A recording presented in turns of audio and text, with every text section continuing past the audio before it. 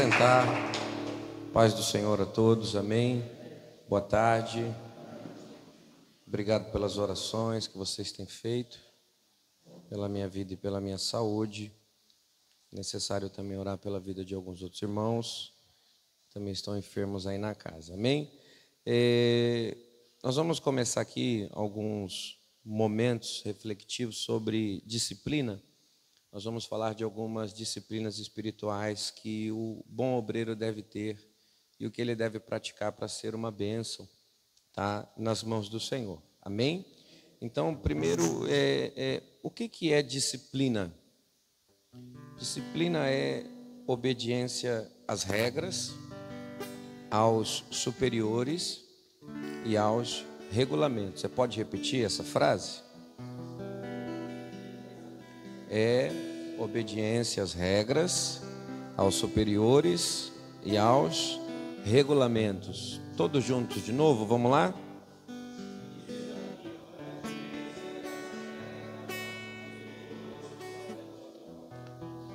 Então, quando nós não temos disciplina, nós não temos regras e nós não temos liderança, tá?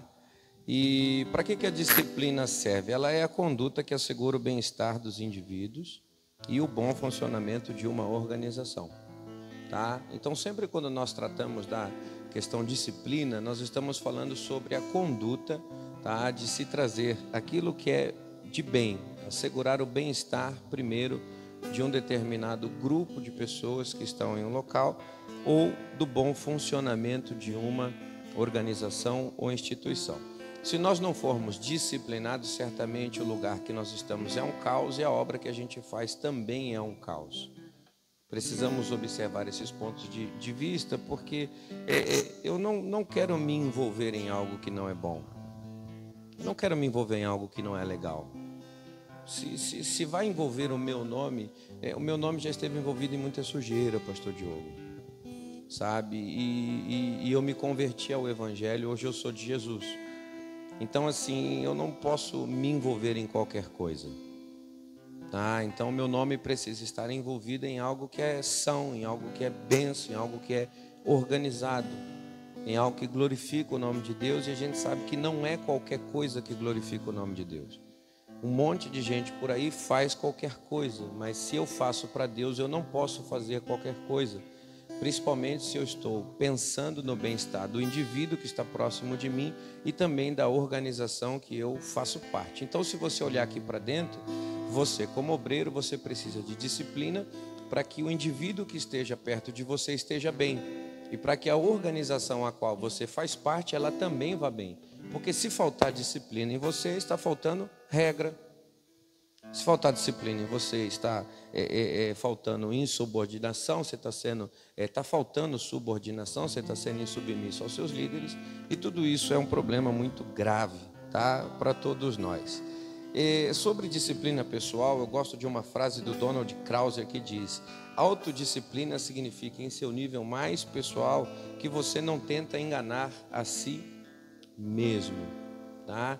É muito fácil, irmãos, a gente enganar outros, mas é muito triste quando a gente engana a nós mesmos, tá? E quando é que a gente engana a nós mesmos? Quando a gente sabe o que é o certo a fazer e mesmo assim a gente burla, a gente passa por cima de uma situação, a gente cria um novo pensamento, uma nova ideia, a gente tenta se convencer de que aquilo que a gente está fazendo é o correto para aquele momento, mas se está incomodando, a gente sabe que já não é o certo.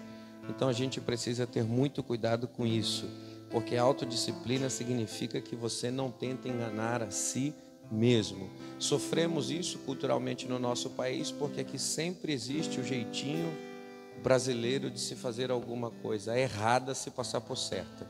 E isso não pode fazer parte, né, de um obreiro da casa de Deus. Na excelência, só há lugar para disciplinados.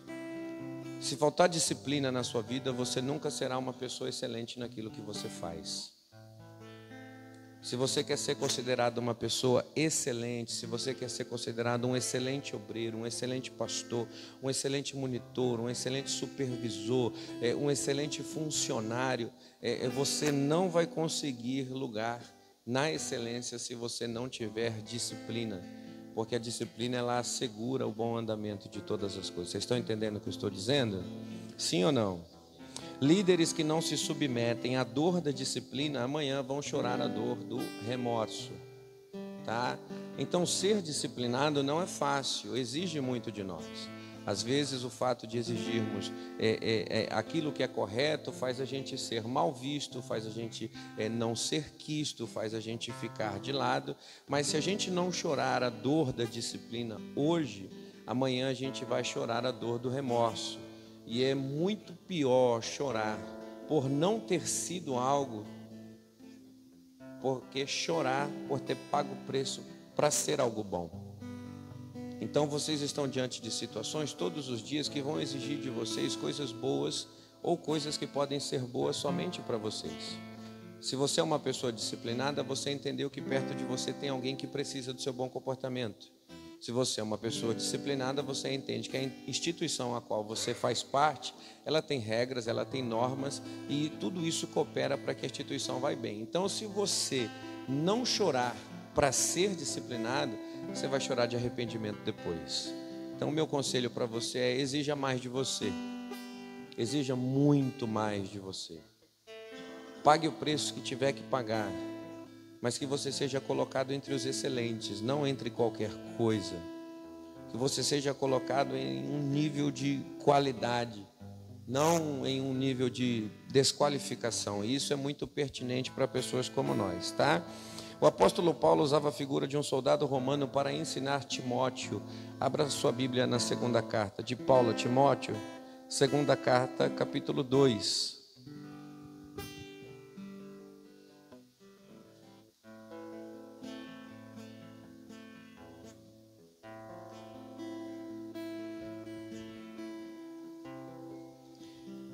Segunda carta, capítulo 2,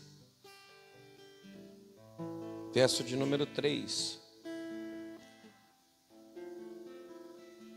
Eu quero ler a partir do verso 1.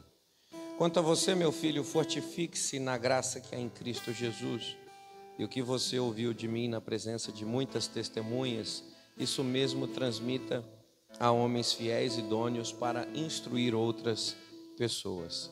Participe dos meus sofrimentos como um bom soldado de Cristo. Nenhum soldado em serviço se envolve em negócios dessa vida, porque o seu objetivo é agradar aquele que o recrutou.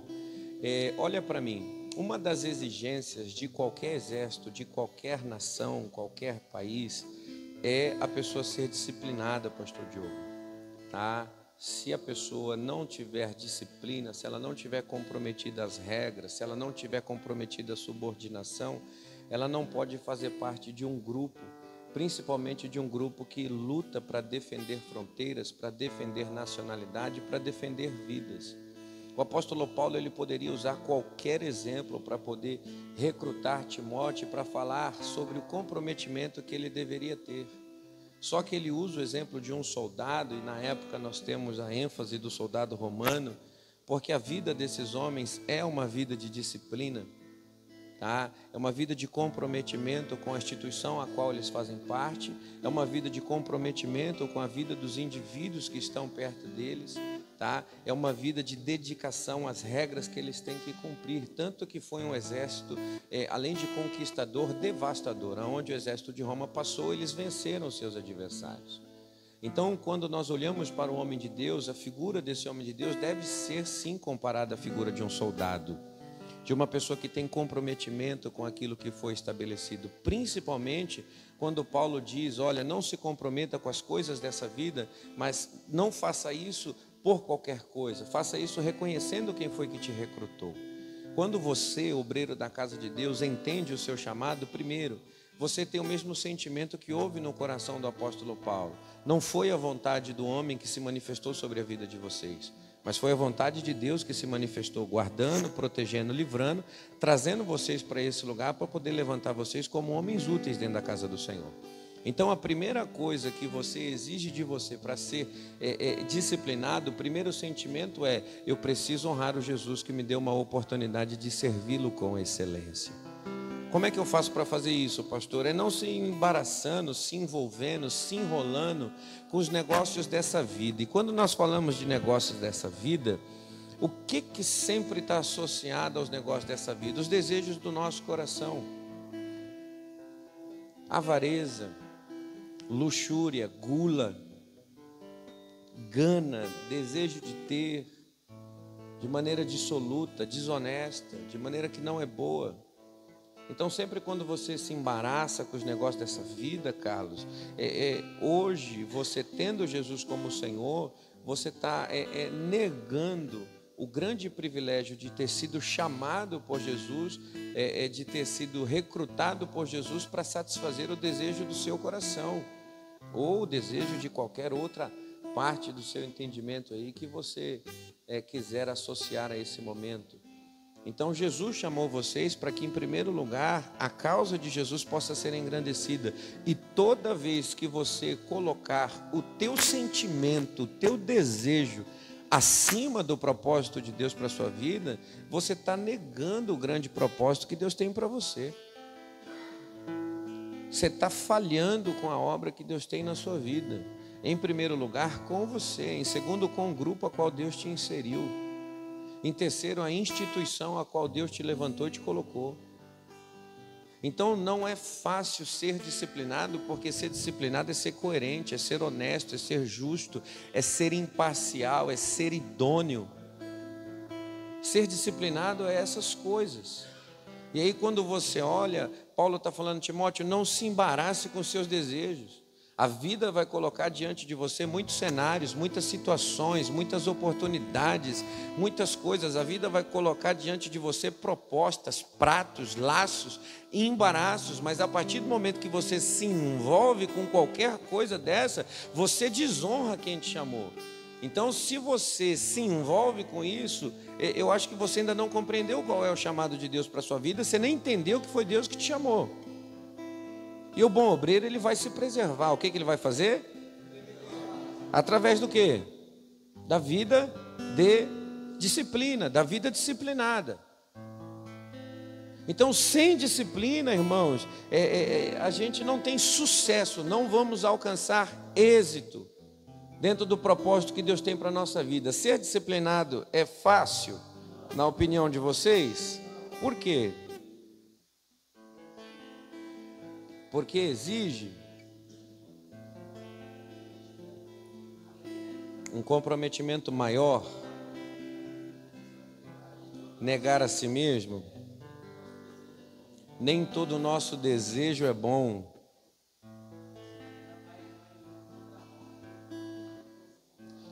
Disciplina vai na contramão do conforto. E eu vim parar aqui dentro porque eu tinha uma vida confortável demais.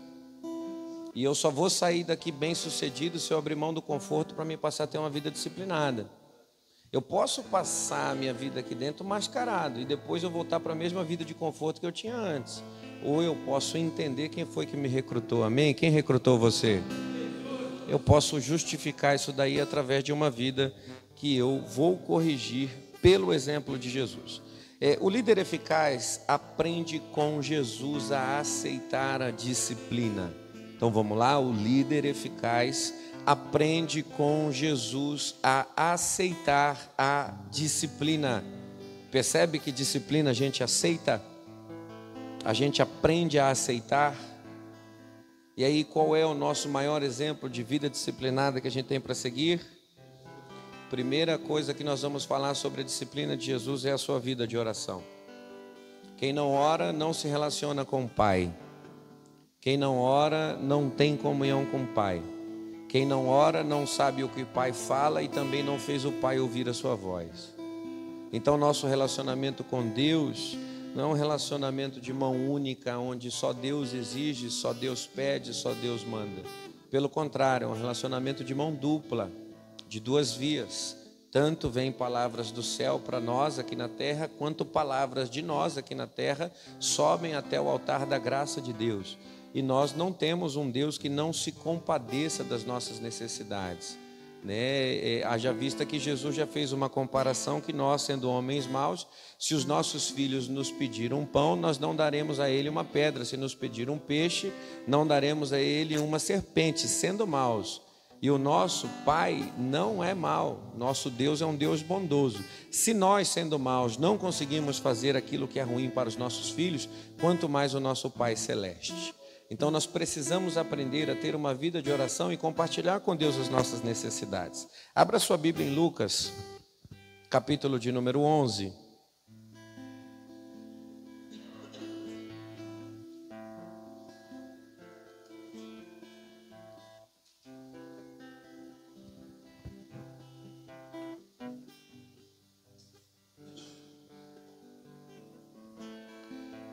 Lucas, capítulo 11, verso de número 1. Vamos todos ler juntos? Vamos lá? 1, 2, 3.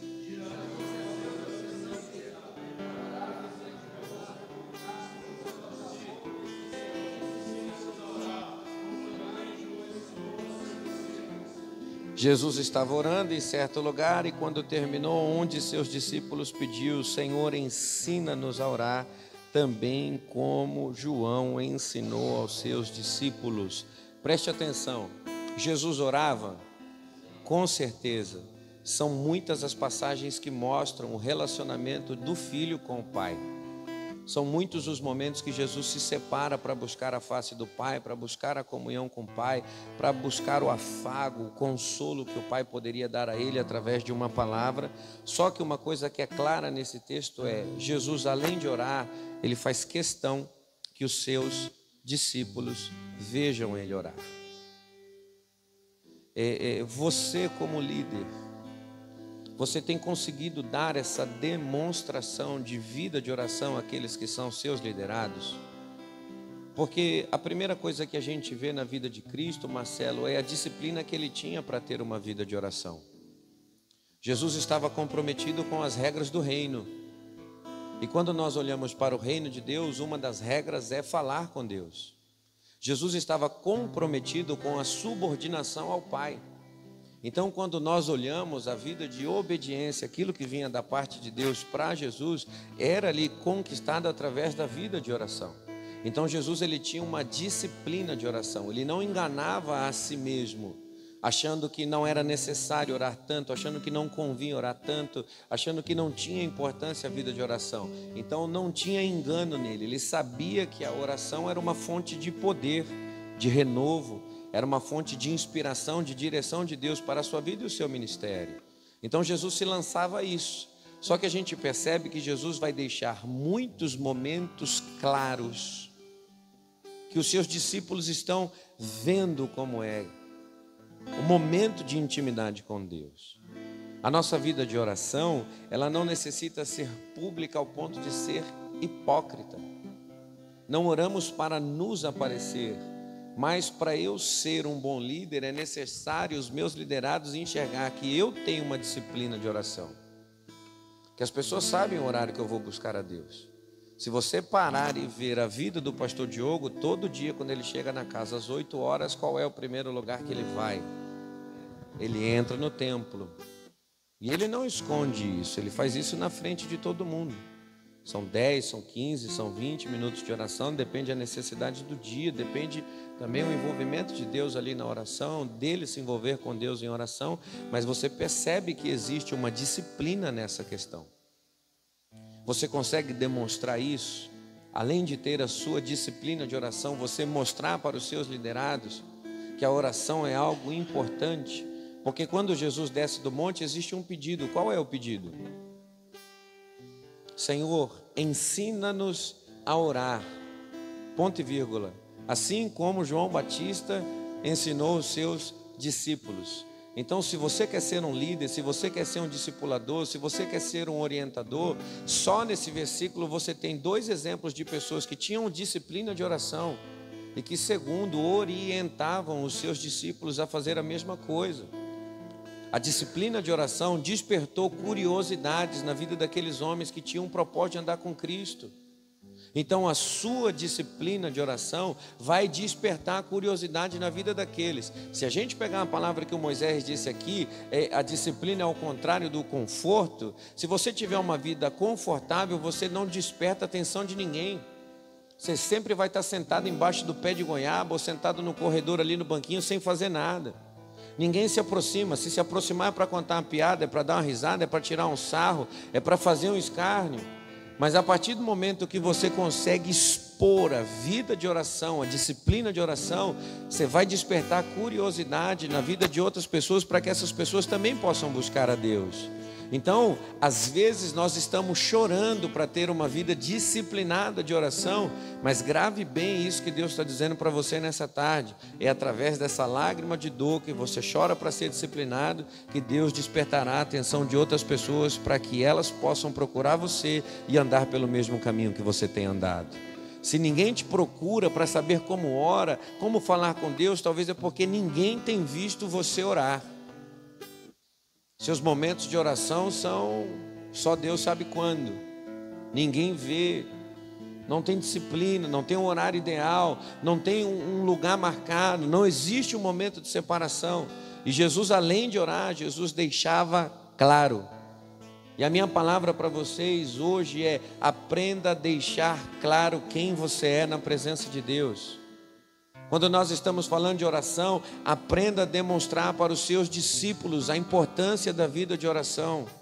Chame 2, chame 3, chame 4, chame quantos você puder, mas separe momentos do seu dia para estar na presença de Deus, falando com Deus, mostrando que a força que você tem para permanecer de pé não é sua, mas é a oração, a disciplina de oração, a vida de oração que tem feito o céu fortalecer você, que tem feito a mão de Deus fortalecer você, e é por isso que você permanece vencendo para a glória de Deus. É por isso que você não tropeça em coisas pequenas, você permanece vencendo para a glória de Deus. É por isso que uma mulher não te derruba, porque você está prevalecendo, vencendo para a glória de Deus. É por isso que um prato de lentilha não faz você trocar a tua bênção, porque você tem uma vida de oração, e essa vida de oração faz você permanecer de pé e prevalecer diante das circunstâncias. Nós precisamos compreender coisas importantes na nossa vida. Nós precisamos aprender a demonstrar como é a nossa vida, Anderson. Despertar a atenção. Nós somos uma carta, estamos expondo sentimentos. Eu preguei aqui na Santa Ceia, sexta-feira, que quando o apóstolo Paulo chegou, as pessoas sentiam o que ele transmitia, e aquilo que ele transmitia era verdadeiro. É hora de transmitir verdade da nossa vida, relacionamento sério com Deus. O obreiro não pode ter uma vida de oba-oba, de brincadeira, de sarro, pensando que a vida espiritual é qualquer coisa. Hoje vocês estão aqui, debaixo de muita oração, tem muita gente que ora por vocês, pela casa, pela minha vida, pela vida do pastor Diogo. Tem gente que está aqui hoje, aqui guardado por causa da oração dos outros, porque não consegue orar 5 minutos durante o dia. E aí Satanás não consegue derrubar, não consegue destruir por causa da oração que as outras pessoas fazem. Mas aí quando sair lá para fora, que aí que não vai ter a oração de ninguém, qual vai ser a história dessa pessoa? Qual vai ser a história desse homem? Qual vai ser a história desse obreiro? Descomprometido, que não teve uma vida disciplinada, que não andou conforme as regras, que não pensou nos seus líderes, que não louvou a Deus pelo seu chamado, que não valorizou a instituição a qual faz parte. O grupo maior que você fazia parte lá fora era a formação de quadrilha. Olha só quem você era.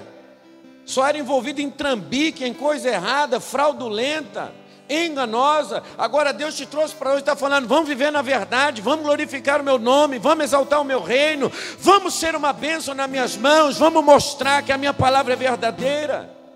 Mas você está diante de uma chance dessa e não vai chorar a dor da disciplina. Derrame essa lágrima, irmão. Pague o preço pela seriedade do seu chamado. Pague o preço, irmão, pela seriedade da obra que Deus tem na tua vida. Pare de fazer as coisas por brincadeira ou por descomprometimento. Seja sério. Que os teus atos estejam expostos diante dos teus liderados, a ponto deles falarem: me ensina a fazer o que você faz. Porque se você for indisciplinado, você está ensinando o quê? A mentir, a enganar, a desobedecer, a fraudar, a se satisfazer. E as pessoas não querem isso. As pessoas querem transformação de vida, novidade de vida. As pessoas estão cansadas de sofrer. As pessoas querem viver um tempo novo. Você pode dizer amém? Amém. E você demonstra o que sendo líder? As pessoas hoje se espelham em você para ter uma vida de oração? Cleito, você é uma inspiração de oração hoje na vida de alguém, Cleito? Mas você é um obreiro. Flávio, Tébio, as pessoas precisam olhar para você e falar: eu quero ter essa vida, eu quero orar como tu ora, eu quero me relacionar com Deus como tu se relaciona. Já é assim ou não? Sim ou não? Tem que ser. Lucas 18.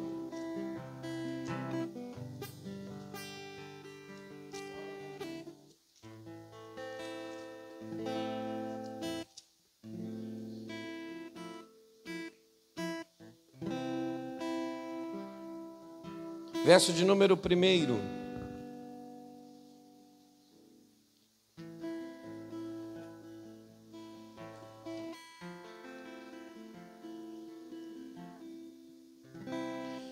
Ontem a minha esposa estava conversando com Moisés no telefone. Ela falou assim: Moisés, agora é hora de vocês colocar em prática aquilo que o pastor ensina.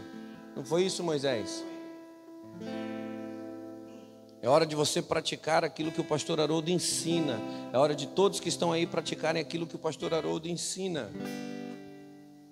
Então, se a gente dá uma instrução, é porque a gente quer ver você vencer, quer ver você dar certo, tá? E aí Lucas 18 começa assim: Jesus contou uma parábola para mostrar que deveriam orar sempre e nunca desanimar ou desfalecer. Deviam orar sempre para nunca. Vamos repetir isso aqui? Jesus contou uma parábola para que eles deviam orar para não. Quem é que está desanimado? Aos olhos de Jesus, não é aos olhos do pastor. Quem não ora está desanimado. Quem não ora está abatido. Quem não ora está cansado. Quem não ora está apático, está sem força. Quem não ora não consegue enxergar nada que está diante dos seus olhos, que está à frente da sua vida. Quem não olha não vive, quem não ora não vive pela fé. E aí Jesus vai contar a parábola. Em certa cidade havia um juiz que não temia Deus e nem respeitava ninguém. Havia também naquela mesma cidade uma viúva que sempre o procurava, dizendo: julgue a minha causa contra o meu adversário, porque algum tempo ele não a quis atender, mas depois passou assim: é bem verdade que eu não temo a Deus e nem respeito ninguém. Porém, como essa viúva fica me incomodando, vou julgar a sua causa, para não acontecer que, por fim, venha ela molestar-me. Então o Senhor disse: ouça bem o que diz esse juiz iníquo. Será que Deus não fará justiça aos seus escolhidos, que a Ele clamam dia e noite, embora pareça demorado em defendê-los? Digo a vocês que depressa lhes fará justiça. Contudo, quando o Filho do Homem vier, será que ainda encontrará fé sobre a terra? Olha só o que Jesus está trazendo. Havia uma mulher viúva que tinha uma causa e ela insistentemente chegava até um juiz e falava: por favor, julgue a minha causa, por favor, atenda o meu pedido, por favor, dê uma atenção para a minha necessidade, por favor, eu tenho um problema que precisa ser resolvido. Tinha alguém que tinha autoridade, tinha alguém que tinha alguém com autoridade, alguém com... Quem é que tem autoridade? O juiz. E quem é que tem a necessidade? No seu caso, quem é que tem a autoridade? O Senhor. E quem é que tem a necessidade? Você só consegue mostrar para Deus que você tem uma necessidade através da sua vida não é através de murmurar pelos cantos, nem é através de ficar puxando a barra da manga do visitante quando vem aí. Não é chegar diante dos pés de um homem para contar uma dor, um problema. Poxa, eu já estou aqui há um ano. Jesus está sendo claro, alguém que tem necessidade vai buscar em quem tem autoridade. E aí ele usa esse exemplo que chega um determinado momento que o juiz se cansa. E eu acho interessante a colocação que Jesus dá para a fala do juiz. Será que não, eu preciso atender essa mulher para que ela não me moleste? O que é? É violentar, para que ela não me violente, para que ela não coloque o meu nome na lama, para que ela não diga mal de mim. Não, eu preciso atender a causa dela. E é muito complexo Jesus comparar Deus a esse juiz, porque Deus não quer ver o seu nome envergonhado. E aí Jesus fala, será que o pai não vai atender os seus filhos? Por que é uma oração, pastor? Oração é uma demonstração de fé. Eu não tenho força, mas meu Deus tem. Eu não posso ir, mas meu Deus me leva. Não posso fazer, mas Ele faz para mim. Não posso chegar, mas Ele faz eu chegar para a glória do seu nome. Fé é o firme fundamento das coisas que não se tem, mas a confirmação daquilo que se espera. E aí o juiz está dizendo, eu preciso atender essa mulher antes que ela se levante na cidade dizendo que o meu magistrado não serve de nada. E a mesma coisa serve agora Jesus dizendo de Deus, eu preciso atender o pedido do meu filho. Eu preciso suprir a necessidade daquele que me pede. Eu preciso abençoar a vida daquele que me clama. Nós estamos numa campanha aqui na casa de clamor. Clama a mim e responder-te-ei coisas ocultas e firmes que ainda não sabe. Então uma coisa que você pode perceber na vida dessa viúva ela tinha disciplina em pedir ao juiz que tinha autoridade atender a sua causa. Qual é a sua causa hoje? Quais são as suas necessidades? Está esperando um telefonema resolver o seu problema? Está esperando um visitante entrar pela porta e fazer milagre na sua vida? Essas coisas podem até acontecer, mas antes de você dobrar o joelho, não vai acontecer. Antes de você ter uma vida com Deus, não vai acontecer. Porque é Deus quem levanta homens para abençoar a nossa vida. É Deus quem levanta homens para abrir portas para nós. E nós às vezes estamos trocando a confiança em Deus por confiança em pessoas. E eu não consigo despertar a atenção de ninguém para a minha vida de relacionamento com Deus. Essa palavra é para obreiros. Obreiros que precisam ver Deus fazer alguma coisa na sua vida. Obreiros que estão esperando por portas que abrirem. Obreiros que estão precisando de um milagre aqui dentro. Obreiros que precisam ser uma referência para a vida dessas pessoas. E Deus está falando, por favor, em nome do meu filho, disciplina. Comprometimento com quem te chamou. Comprometimento com as regras e com os regulamentos. Comprometimento com a sua liderança. Por favor, é tempo de se comprometer. É tempo de ter uma vida excelente, marcante. Quem foi ele? Aquele irmão. Foi embora, mas ele faz uma falta tremenda. Olha, eu vou falar uma coisa para você. Ninguém é insubstituível. Mas existem pessoas que são inesquecíveis. Já passaram pessoas muito boas por aqui que a gente não pode esquecer o nome delas de maneira nenhuma. Claro, foram substituídos com o passar do tempo, mas que marcaram a história desse lugar e que marcaram a história de pessoas que estavam aqui. Isso eles fizeram com excelência. Se você quer ter o seu nome envolvido na excelência, é tempo de você ter uma vida de disciplina. Tá? E hoje, como obreiro, eu estou falando para vocês da disciplina de oração. Já faz mais de 20 dias que eu estou pegando no pé da oração, do clamor, da vida com Deus. Quem ora mais, erra menos. Quem ora mais, falha menos. Quem ora mais, peca menos. Quem ora mais, permanece de pé para a glória de Deus. Eu quero orar por você. Feche os seus olhos e curve a sua cabeça. Senhor, aqui estão, Senhor, os teus filhos. Homens que precisam, Senhor, abandonar o auto-engano, o jeitinho. Homens que precisam, ó Deus, de uma vida disciplinada. E nós olhamos para Jesus, ó Pai, na tarde de hoje. E vemos, ó Pai, que a sua vida de oração era tão disciplinada a ponto de aguçar desejo na vida dos seus discípulos. Cada um desses homens aqui, ó Deus, tem discípulos nessa casa. Quer seja dentro do quarto, na terapia ocupacional, na cozinha, no escritório, quando saem, Senhor, para ir no médico, aonde eles estão. Existem, Senhor, um momento em que eles são os despertadores de desejos, ó Pai, na vida dos outros. E eu queria pedir, ó Pai, que com tua mão os levantasse em ânimo, os direcionasse, Deus, ao teu propósito, que eles pudessem fazer valer, ó Deus, a vocação com a qual foram chamados, e que a tua bênção, Senhor, não permaneça sobre eles, mas transpasse a vida deles, alcançando, Deus, a vida de todas as pessoas que estão nesse lugar. Que sejam esses, Deus, os verdadeiros canais do teu agir, os canais do teu operar. Que sejam teus instrumentos, ó Deus, poderosos, ó Pai, sobre a face da terra.